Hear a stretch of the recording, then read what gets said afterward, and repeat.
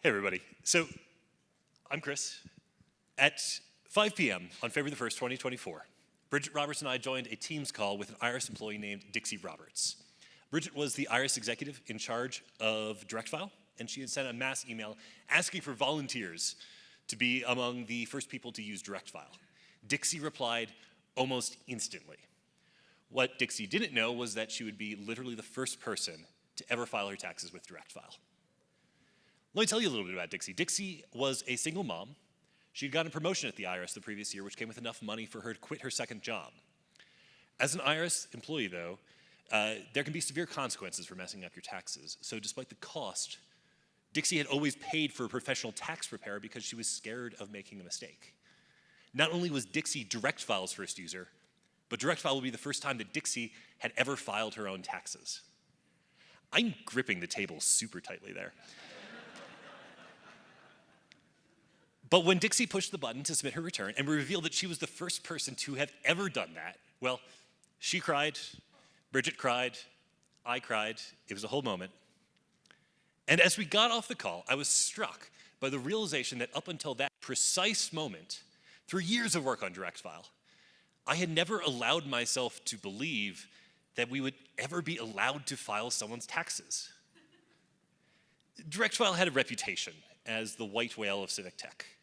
There's a tumultuous history of attempts dating back to the 90s and something called cyberfile. And the tax preparation industry paid more people to lobby against Direct File than I hired to build the damn thing. Direct File was operational for just 2 years, during which time it was audited 9 times. The deck was stacked against us. And my internal monologue was basically, I haven't had a good failure in a while, and this is definitely going to fail. And if you visit Direct File today, it's a 301 redirect, so bully for me.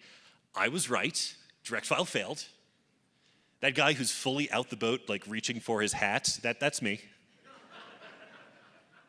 But before the end came, for longer than anyone thought possible, we kept somehow not failing.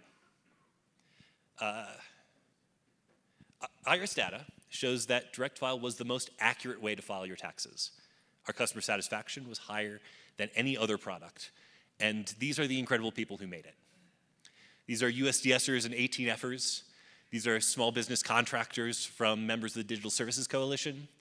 And of course, these are IRS employees, as well as several USDSers and contractors who got so addicted to the mission that, like me, they would become IRS employees.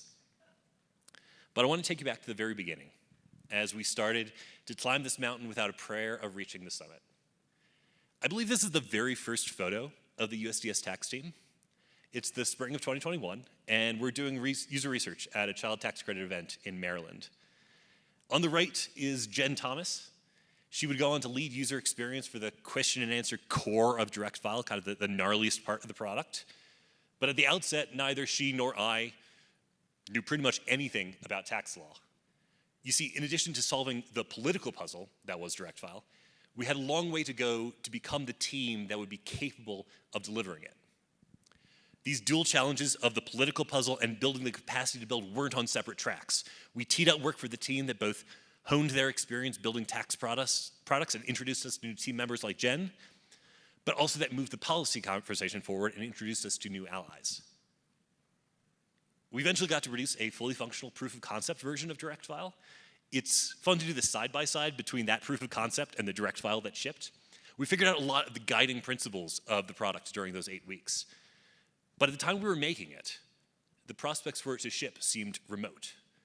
My USDS project co-lead, Marisi Vinton, told the team that her goal for the prototype was for us to make something so good that it would hurt when the powers that be said no to it.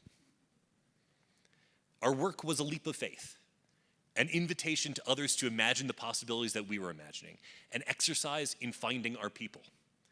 And although some of the team were more optimistic, delusional,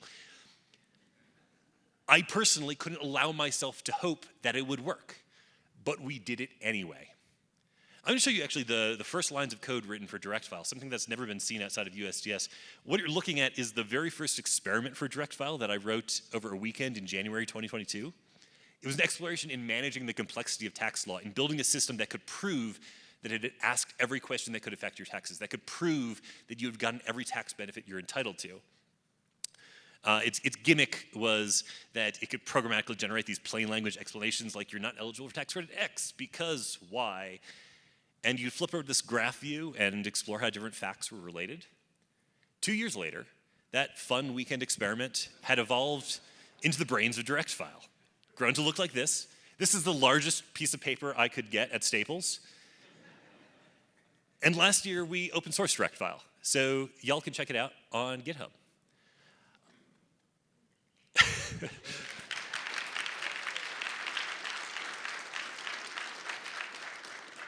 As the person who's responsible for Direct File using Scala, I'm sorry, but this also led to one of my very favorite tweets about Direct File. It also led to this great quote from Andrew. This all matters in an age when public trust in institutions is frayed, and when algorithms or AI increasingly mediates our rights and obligations. The open sourcing of Direct File hints at a future where regulatory logic and automated decision-making isn't hidden, but published like case law, reviewable, revisable, and maybe even improved by the public it serves.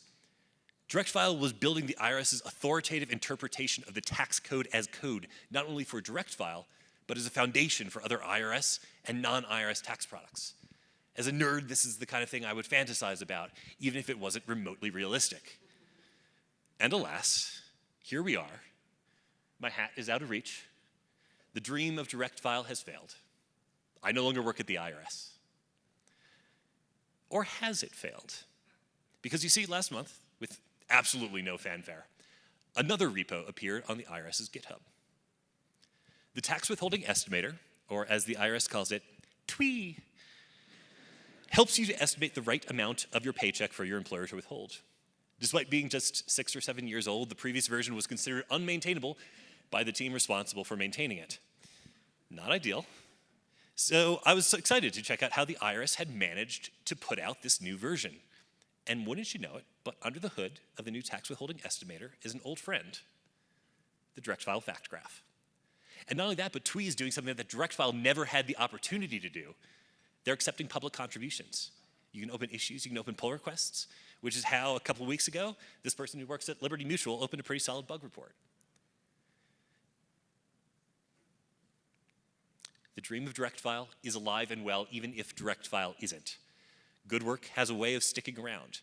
Even if failure seems all but assured, put good work out into the world and maybe, just maybe, someone like Dixie will get to use it someday. Thank you.